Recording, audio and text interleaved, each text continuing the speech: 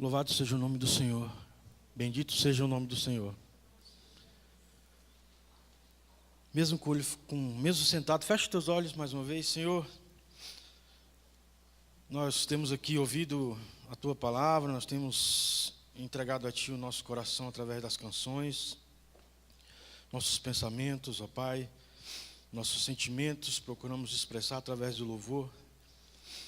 E viemos a este lugar nessa noite, Senhor, para nos encontrar contigo, Senhor. Entregar o nosso louvor e também para ouvir a Tua voz, também para ser alimentados pela Tua palavra, Senhor. E neste momento, Senhor, que o Senhor possa nos alimentar através da Tua palavra, Senhor. Tua palavra que é viva, Tua palavra que por si só, ela opera, ela por si só, ela fala, ela por si só, ela transforma. E que nessa noite, Senhor, por si só, ela traga ao nosso coração aquilo que Tu tens para nós, ó Pai. Nós Te bendizemos, nós Te engrandecemos, ó Pai, em nome de Jesus. A paz do Senhor, queridos. Você pode abrir a palavra do Senhor no livro de 2 Coríntios, no capítulo 3.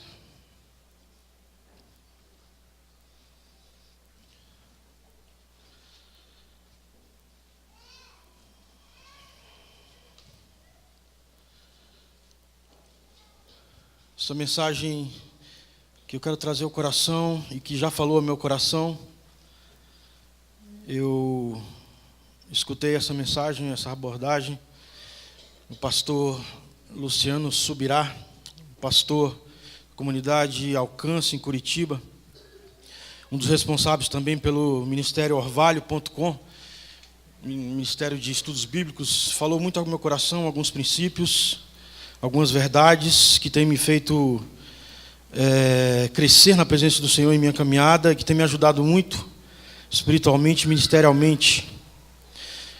Essa abordagem tem a ver com o comportamento de um dos grandes homens da Bíblia, um dos grandes homens, personagens da história do povo de Deus, chamado Moisés. Não vou falar sobre as qualidades de Moisés, não vou falar sobre as características de Moisés, mas eu quero nessa noite falar sobre um comportamento de Moisés que foi reprovado pelo apóstolo Paulo, e que nesse versículo que nós vamos ler, versículo 13, versículo 18, diz assim: e não somos como Moisés, que punha o véu sobre a face, para que os filhos de Israel não atentassem na terminação do que se desvanecia. E todos nós, no versículo 18, e todos nós com o rosto desvendado, contemplando como por espelho a glória do Senhor, somos transformados de glória em glória, na sua própria imagem, como pelo o seu Espírito. Amém? Esse texto inicia dizendo, nós não somos como Moisés. Paulo inicia esse versículo dizendo, olha, nós não somos como Moisés. Paulo apresenta nessas pequenas palavras um questionamento, uma reprovação de algo a respeito de um dos grandes homens do Senhor, chamado Moisés. Paulo não está evidenciando virtudes, Paulo não está evidenciando características, porque falar das características de Moisés, falar sobre o comportamento e a vida de Moisés, seria muito fácil nessa noite. Mas Paulo ele evidencia nesses pequenos versículos, ele reprova nesses pequenos versículos uma atitude de Moisés. Quando ele começa o texto dizendo, nós não somos como Moisés. Moisés, uma das figuras reconhecidas não só no cristianismo, mas no judaísmo, no islamismo. Um homem que, como está relatado em Números, capítulo 12, versículo 3, denomina-se o homem mais humilde de todos os homens sobre a face da terra. O versículo diz que Moisés era o homem mais humilde de todos na face da terra. É desse homem que nós gostaríamos de falar nessa noite, mas não das qualidades, mas algo que o apóstolo Paulo nos traz a respeito de Moisés e que são princípios para que apliquemos em nossa vida e para que crescemos em nossa caminhada cristã. Você deve estar se perguntando, mas eu nem sei que Moisés cobriu o rosto, eu nem sabia que Moisés cobriu o rosto. Que versículo é esse? Que situação é essa que eu nem sei? Para a gente entender melhor, te convido a abrir a sua Bíblia mais uma vez, no livro de Êxodo, no capítulo 34.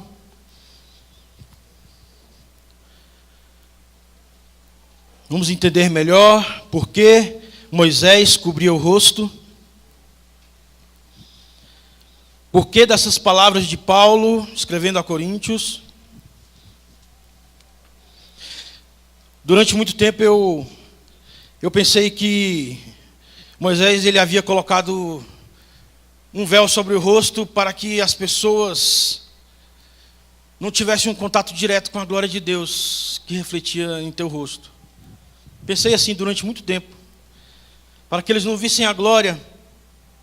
Mas Paulo, nesses versículos, nos deixa claro outras realidades a respeito dessa situação. Para a gente entender o texto, Êxodo 34, a partir do versículo 29, diz assim: Quando desceu Moisés do monte Sinai, tendo nas mãos as 2 tábuas do testemunho. Sim, quando desceu do monte, não sabia Moisés que a pele do seu rosto resplandecia, depois de haver Deus falado com ele. Olhando Arão e todos os filhos de Israel para Moisés, eis que resplandecia a pele do seu rosto, e temeram chegar-se a ele. Então Moisés o chamou, Arão e todos os príncipes da congregação tornaram a ele, e ele, Moisés, lhe falou. Depois vieram também todos os filhos de Israel, aos quais ordenou ele tudo o que o Senhor lhe falara no monte Sinai. Tendo Moisés acabado de falar com eles, pôs um véu sobre o rosto. Porém, vindo Moisés perante o Senhor para falar-lhe, removia o véu até sair. E saindo dizia aos filhos de Israel tudo o que lhes tinha ordenado o Senhor. Assim, pois, viam os filhos de Israel o rosto de Moisés. Viam que a pele do seu rosto resplandecia. Porém, Moisés cobria de novo o rosto com o véu até entrar a falar novamente com o Senhor. Percebam nesse texto que o povo, apesar de assustado em ver o brilho no rosto de Moisés, o povo, apesar de estarrecidos ali naquela situação de olhar para Moisés e ver que o seu rosto resplandecia, o texto revela que Moisés, todas as vezes que falava com o povo, depois que descia do monte, estava com o rosto descoberto. Moisés, ele subiu ao monte, ele falava com o Senhor, e ele vinha e falava com o povo aquilo que o Senhor lhe ordenara, e só depois de então falar com o povo é que ele cobriu o rosto. Ele não fez isso só da primeira vez. Ele fez isso várias vezes.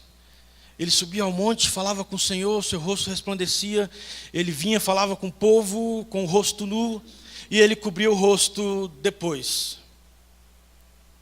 E isso se tornou algo que se repetiu várias vezes na vida de Moisés. A razão apresentada por Paulo aqui em Coríntios, que nós acabamos de ler, não era que o povo não tinha que ver a glória do Senhor no rosto de Moisés, mas as razões que Paulo reprova a atitude de Moisés, quando ele diz, nós não somos como Moisés, que cobria o rosto. O que Paulo está reprovando na atitude de Moisés é porque Moisés cobria o rosto, para que o povo não visse que aquela glória, que aquele brilho, ele ia se desvanecendo com o tempo. Moisés, ele descia do monte, o seu rosto brilhava, o seu rosto resplandecia. Mas depois de umas idas e vindas, o rosto dele começava a voltar ao normal. Moisés percebe isso, e depois de ter falado com o povo, com o rosto resplandecendo, ele passa então a cobrir o rosto, para que as pessoas e o povo não vissem que o seu rosto estava perdendo o brilho. Que o seu rosto não brilhava como ele descia do monte.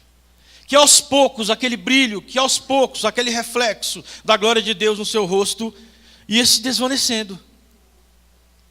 E Paulo em Coríntios está dizendo justamente isso e reprovando justamente isso. E dizendo, olha, naquela ocasião, quando Moisés cobria o rosto, cobria para que o povo não visse que a glória de Deus e que o brilho desta glória se desvanecia no seu rosto. Ia se perdendo, ia sumindo. E o homem de Deus e o líder do povo de Israel não queria que o povo visse que o brilho ia sumindo do seu rosto. E ele passou então a usar o véu. Dentro de nós, queridos, existe uma desesperada disposição de escondermos as nossas fraquezas. Isso é algo do ser humano. Isso é algo típico nosso. Essa disposição em escondermos quem somos, escondermos nossas limitações, essa tem sido uma das grandes doenças que tem atingido os cristãos no nosso tempo. É o complexo de super-herói, de super-homem, de super-mulher, que entra no nosso coração, que toma conta do nosso ser.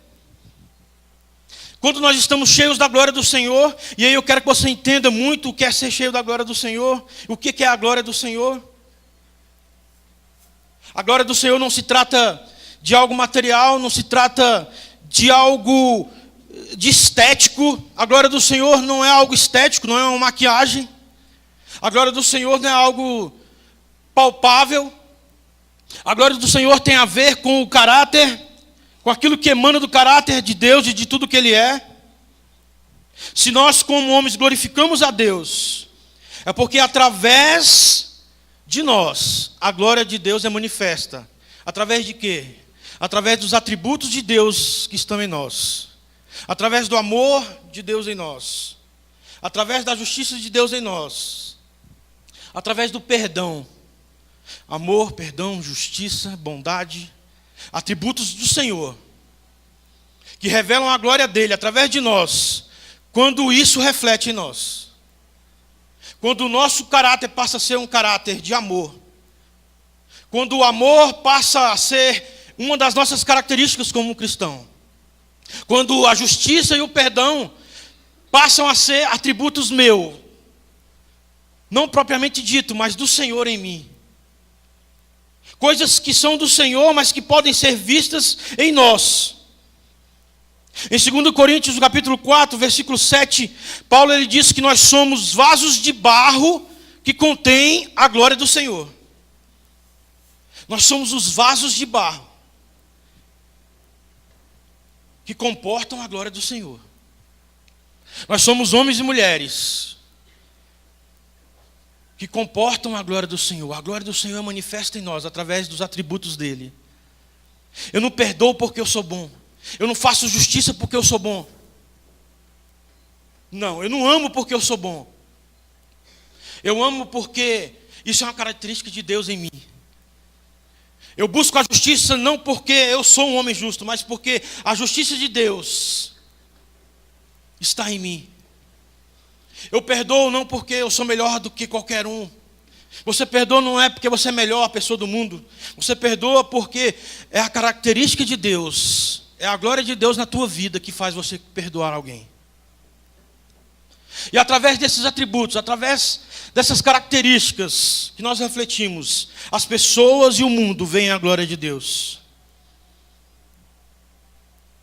Mas aí, queridos, nós estamos falando de um erro. Nós estamos falando de algo que um homem de Deus, líder, cometeu. Um erro que não é só de Moisés. Um erro que é de todos nós e que todos nós lutamos contra esse erro.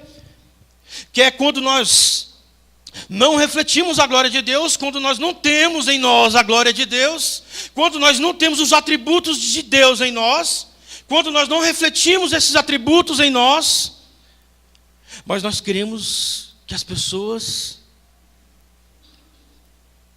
acham que nós temos esses atributos. A palavra chamada dissimulação. Eu já não tenho, mas eu quero que as pessoas pensem que eu tenho. Eu não tenho, mas eu quero que as pessoas pensem e achem que eu tenho. Dissimulação. Pior do que cometer um erro é quando nós tentamos encobrir o erro que cometemos. Isso é dissimulação. Isso reprovado pelo apóstolo Paulo. Mas isso é algo que faz parte da história do ser humano. Vocês lembram de Adão e Eva? Lá no jardim. Eles comeram da árvore que não era para comer, do fruto da árvore que não era para comer.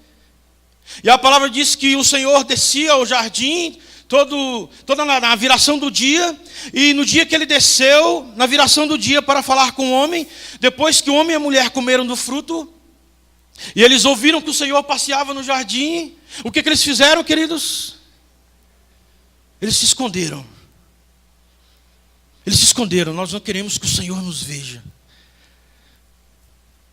Vamos nos esconder atrás das árvores, como se pudessem se esconder do Senhor. Não bastante se esconderem, não assumiram o erro, mas jogaram um para o outro o erro que haviam cometido. Adão dizendo, não foi a mulher dizendo, não foi a serpente. Se esconderam. Tentaram dissimular, achando que poderiam enganar o Senhor, disfarçar algo, como se estivesse tudo bem. Esse padrão de comportamento do homem é de muito tempo atrás. Nós podemos falar sobre Davi, um grande rei, um grande homem, um homem usado por Deus, ungido do Senhor. Davi, ele cometeu adultério com Betseba, nós sabemos dessa história. Mas sabe de uma coisa? Somente o adultério não sujaria a imagem de Davi. Somente um adultério, somente ter se deitado com uma mulher casada, não mancharia a imagem de Davi perante o povo. O que ele não contava é que Betseba, logo depois de cair em pecado com ele, lhe traria a notícia de que estava grávida. Aí sim, agora eu tenho um problema. Uma noite, apenas um ato, eu poderia dar um jeito, mas agora você está dizendo que está grávida. Agora eu tenho um problema. Davi, ele não reconhece o seu erro, ele não reconhece o seu pecado. E nós entendemos o que Davi faz. O que Davi faz é tentar encobrir agora a sujeira. E Davi, ao tentar cobrir o pecado do adultério, ele prossegue, ele vai adiante com aquilo. E de adultério, ele passa para homicídio. Na tentativa de dissimular, na tentativa de esconder, na tentativa de tampar para que as pessoas não vissem o seu erro, Davi, ele agora comete um homicídio. Resultado desse ato de Davi, a morte do filho que Betseba esperava. Algo que poderia ter sido tratado pelo Senhor, algo que poderia ter sido resolvido em primeira instância. Davi, um homem segundo o coração de Deus. Davi, o rei ungido, caiu na prática da dissimulação, do fingimento, do tentar dar um jeito, do tentar cobrir. E ao tentar cobrir, ele piorou a situação que já era ruim. Queridos, essa é uma prática que infelizmente tem se tornado comum aos nossos dias, ao nosso tempo. Algo que tem se tornado razão para que nessa noite nós possamos nos debruçar diante da palavra do Senhor e pedir para que o Senhor mude a realidade de muitos de nós. E pedir para que o Senhor tenha misericórdia de muitos de nós, para que nós saiamos dessa vida ou desse ato de dissimular. Quando Paulo diz, nós não somos como Moisés, Paulo estava falando justamente sobre as consequências deste ato de cobrir o rosto. Daquilo que acontece quando nós dissimulamos, quando fingimos. Quando nós queremos aparentar aquilo que não somos. Como nós queremos viver como se fôssemos, mas não somos. Quando nós queremos que as pessoas jamais vejam em nós que nós não somos, mas só parecemos. Enquanto parecemos, está bom. Enquanto as pessoas acharem que é assim, está bom. Enquanto as pessoas me verem e me respeitarem pelo que eu já conquistei, está bom. Mesmo que já não sou mais o homem escolhido por Deus, mesmo que as minhas atitudes já não reflitam esse chamado de Deus na minha vida. Mas enquanto as pessoas veem, as pessoas pensam que é assim, enquanto eu puder dar um jeito, enquanto eu puder camuflar, está muito bom. Escrevendo ao Coríntios no capítulo 12, Paulo diz: mesmo que eu preferisse gloriar-me, não seria insensato, porque estaria falando a verdade. Mas evito fazer isso para que ninguém pense a meu respeito mais do que de mim vê ou de mim ouve. Paulo, escrevendo aos Coríntios, no capítulo 12, ele diz: olha, eu poderia dizer para vocês das experiências que eu tenho tido com o Senhor. Eu poderia falar daquilo que eu tenho vivido, daquilo que eu sou. Mas eu prefiro não fazer isso. Eu não prefiro escrever sobre minhas experiências. Eu prefiro não escrever sobre minhas qualidades. E eu não estaria errado se eu escrevesse. Mas eu evito escrever, para que vocês não pensem de mim mais do que eu sou. Para que vocês não conheçam de mim mais do que ouvem ou veem de mim. O apóstolo Paulo tem esse cuidado com a verdade, esse cuidado com aquilo que é verdadeiro, com aquilo que é honesto, com aquilo que é digno.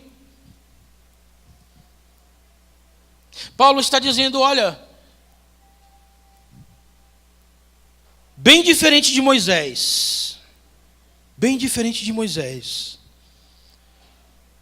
nós não colocamos um véu sobre o rosto, nós não cobrimos o nosso rosto, para que as pessoas pensem de nós algo que não somos.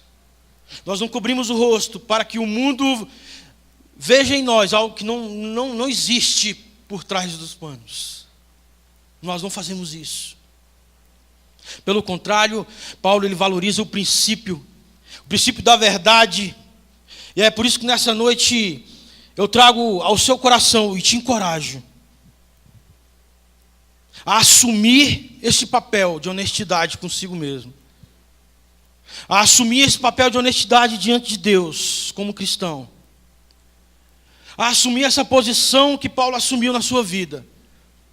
Mesmo que para isso ele tivesse que escrever sobre um dos grandes líderes, um dos grandes homens reconhecidos, para dizer: olha, cometeu um erro. Nós não podemos cometer o erro que ele cometeu. Nós não podemos. Não podemos andar no mesmo caminho. Não podemos trilhar e andar no mesmo trilho. Eu penso que Paulo, ele passou a ter isso como um princípio de vida. Porque às vezes eu leio as cartas de Paulo a Timóteo e eu fico me perguntando o que Paulo viu na vida de Timóteo. Um jovem que ele teve que escrever tantas e várias vezes para encorajar, para dizer: não desista, seja forte, não desista, lute mais um pouco. Um jovem aparentemente difícil de lidar. Um jovem aparentemente, e a Bíblia não relata muitos grandes êxitos de Timóteo, não relata grandes feitos, mas Paulo investiu na vida de Timóteo. Paulo teve prazer em escrever a Timóteo. Paulo teve prazer em ensinar a Timóteo. Mas o que Paulo viu em Timóteo? 1 Timóteo capítulo 1, versículo 5. Paulo diz: ora, o intuito da presente admoestação visa ao amor que procede de coração puro, e de consciência boa, e de fé sem hipocrisia. Você pode repetir: fé sem hipocrisia.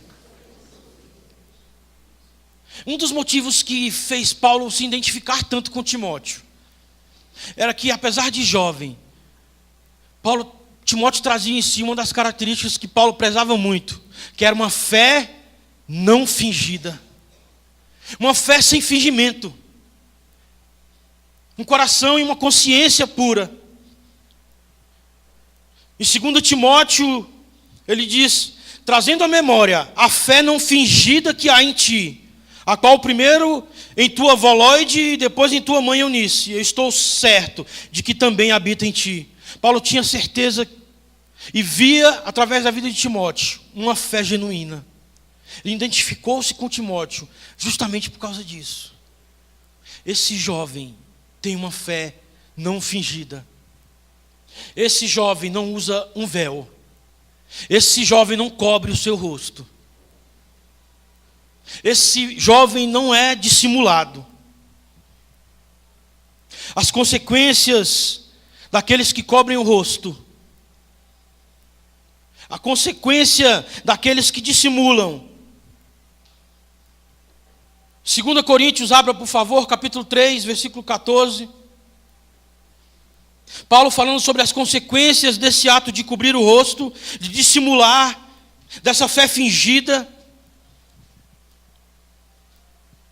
Ele nos faz uma advertência no versículo 14.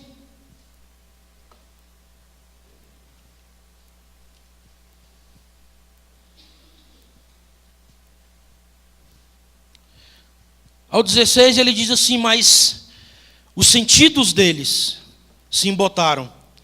Pois até o dia de hoje, quando fazem a leitura da antiga aliança, o mesmo véu permanece, não lhes sendo revelado que em Cristo é removido.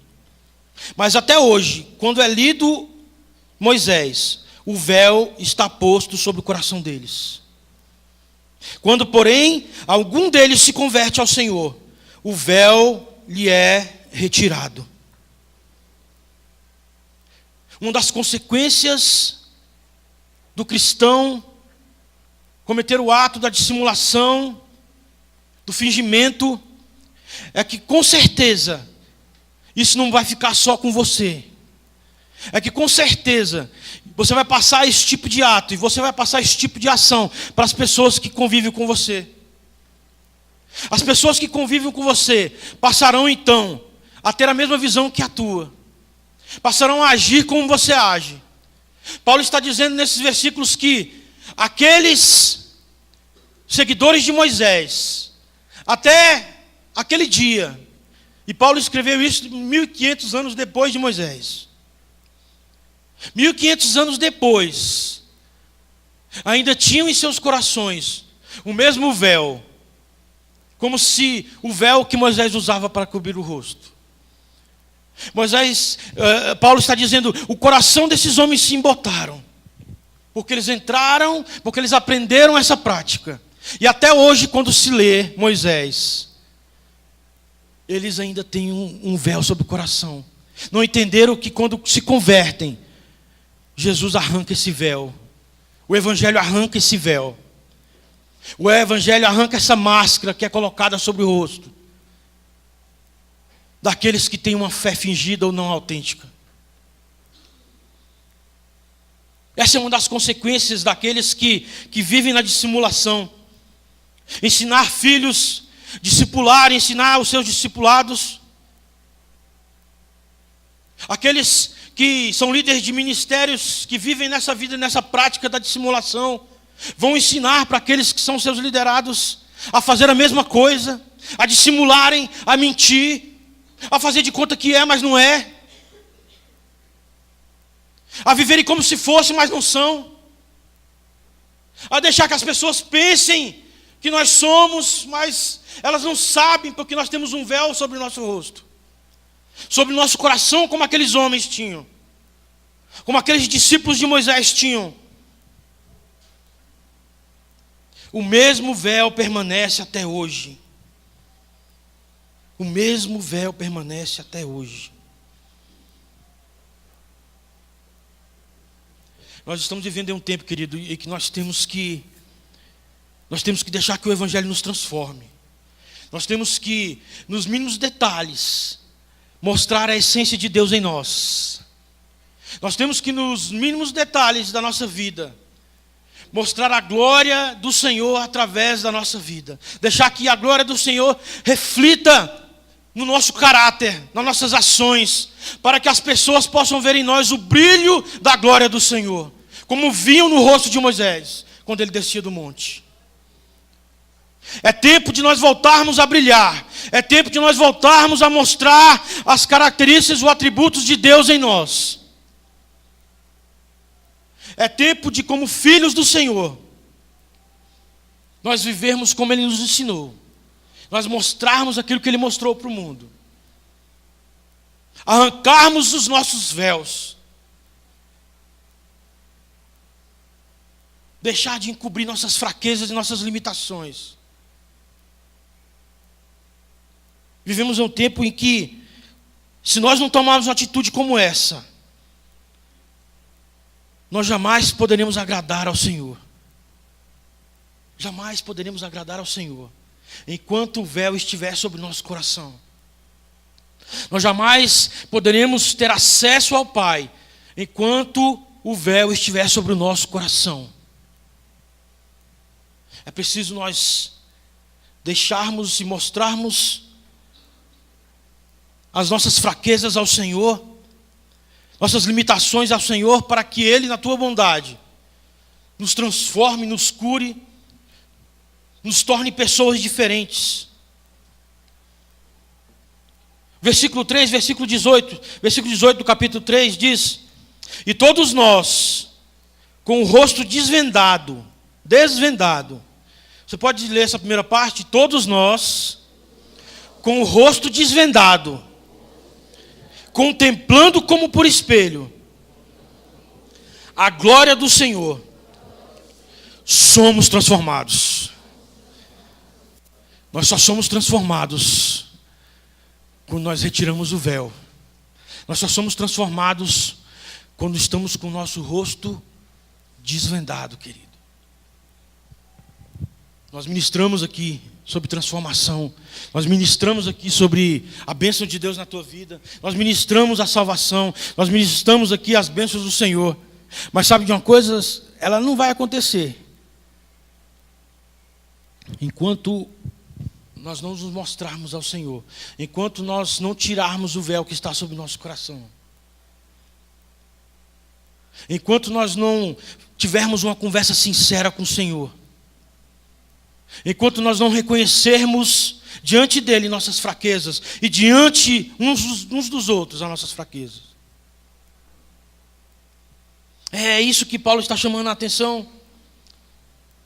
Eu não sei se vocês já perceberam, mas alguém quando aceita Jesus, logo de cara, vem aquele momento de êxtase e nós ficamos felizes e nós queremos deixar de fumar da noite para o dia, e nós queremos deixar de beber da noite para o dia, e eu aceitei a Cristo, e agora sou evangélico, agora minha vida vai mudar, agora sim as coisas vão acontecer, e eu, pastor, me põe aí, eu quero fazer alguma coisa na igreja, eu quero trabalhar, eu quero me envolver, ministério de louvor, eu quero cantar, posso cantar, me dê aí algumas para fazer, eu aceitei Jesus, o Senhor me transformou, tá?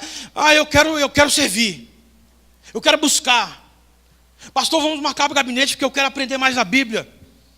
Eu quero conhecer mais a Bíblia, eu começo a ler a Bíblia, eu vou ler a Bíblia toda.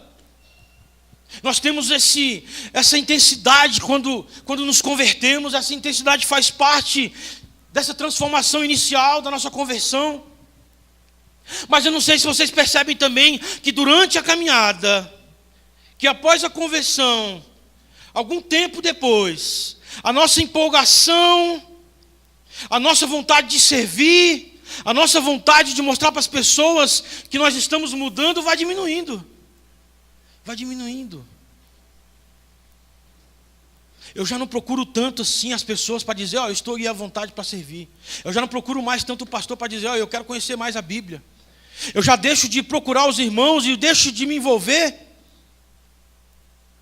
Esse ânimo todo vai se esfriando. E durante a caminhada nós vamos sentindo as nossas pernas cansadas e nós vamos compreendendo o peso da atitude que tomamos quando aceitamos a Cristo. É preciso ser transformado. É preciso arrancar do coração o véu E isso nos custa. E a partir do momento, depois da nossa conversão, nós vamos começando a entender isso. E aí, como nós já conquistamos aí o nosso lugar, talvez as pessoas agora já nos conhecem. Ah, é aquele irmãozinho que aceitou Jesus há um ano atrás. Ah, é aquele irmão. Nós ficamos com essa imagem. Ficamos com essa imagem. Já não buscamos tanto, mas queremos que as pessoas nos vejam como aquele do início. Queremos que as pessoas nos vejam ainda como aquele do início. Aquele que gostava de ler, daquele que gostava de orar, como foi dito na oração do Gilson. Aquele que levantava de madrugada para orar, aquele que buscava, aquele que jejuava, aquele que estava nos cursos de oração, aquele que vinha na escola bíblica, aquele que participava dos grupos dos sábados. Eu já não faço mais nada disso. Mas sabe de uma coisa? As pessoas pensam que eu faço. Eu tenho que manter essa imagem. Eu tenho que manter essa imagem. Então eu vou começar a dissimular. Eu vou começar a tentar mostrar para as pessoas que eu já não tenho mais tanta gana, eu já não tenho mais tanta garra e tanta vontade assim de fazer as coisas para o Senhor. Mas as pessoas têm que ver que eu tenho, têm que acharem que eu ainda tenho. Eu não entrego o ministério, porque se eu entregar o ministério, as pessoas vão perceber que tem alguma coisa errada comigo. Não entrego, não largo. Meu irmão, mas as coisas não estão acontecendo. Meu irmão, mas... Não, pastor, mas está tudo bem, está tudo certo. É só questão de tempo mesmo. É tempo que falta, mas nós estamos aí. Deus já não fala tanto ao teu coração. Deus já não tem tanto espaço assim na tua vida. Deus já não tem mais tanto espaço assim para transformar aquilo que precisa ser transformado. As suas orações já não são tão mais transparentes como eram. Mas você tenta levar a vida como se tivesse tudo bem. Você é crente, eu sou crente. Você é cristão, eu sou cristão. De qual igreja? Da Nova Vida. Que bênção, que bênção. Pode ter 2 meses que não vou na igreja, mas se a pessoa me parar no metrô e dizer: e aí, está tudo bem? Está uma bênção? Está uma bênção, graças a Deus. E a igreja? A igreja está uma bênção. A igreja está uma bênção. Ah, eu vou lá fazer uma visita. Vai mesmo. Lá está uma bênção. Novos irmãos. Já tem 2 meses que eu não vou, mas eu vou dizer isso, porque eu quero que as pessoas vejam que eu estou bem e que eu ainda sou aquele cristão que as pessoas conhecem. Mesmo que eu já não viva da mesma forma. Eu não quero que as pessoas vejam que eu fraquejei. Eu não quero que as pessoas vejam que eu caí. Eu não quero que as pessoas vejam que eu sou limitado. Eu não quero que às vezes as pessoas percebam que eu estou me arrastando, que meu casamento está indo para o buraco, que eu já não tenho mais autoridade na minha casa sobre os meus filhos. Eu não quero que as pessoas vejam nada disso. Como é que está, meu irmão? Está tudo bem, graças a Deus. Vou lá te fazer uma visita. Não, querido, eu não estou sem tempo de receber visita, que eu estou em umas correrias aí. Mentira, porque você não quer que os irmãos vejam qual é a tua realidade. Vamos marcar uma conversa? Não tenho tempo, mas é porque você não quer que as pessoas especulem o que está acontecendo com você. Você tem medo de admitir que você já não quer mais orar, que você já não quer servir a Deus, que você já não quer estar na igreja. Você vem porque eu tenho uma imagem para preservar diante das pessoas. E talvez você pense até que diante de Deus você tem uma imagem para preservar. Você acha até que Deus está achando que você é cristão. Enquanto eu vim para a igreja, Deus está tudo bem. Porque se eu morrer, né, eu estou no caminho do Senhor, Deus está vendo. Não está, querido. Isso é dissimulação. Vocês lembram de Isaías? Isaías era um profeta levantado por Deus numa época difícil, onde ele pregava, onde ele trazia a palavra de Deus. E em vários momentos da vida de Isaías, você vai ver ele orando e dizendo: ai daqueles que pecam, ai dos fornicadores, ai daqueles que matam, ai daqueles que transgridem a lei, ai daqueles que fazem isso, ai daqueles que fazem aquilo, ai daqueles, o juízo de Deus vai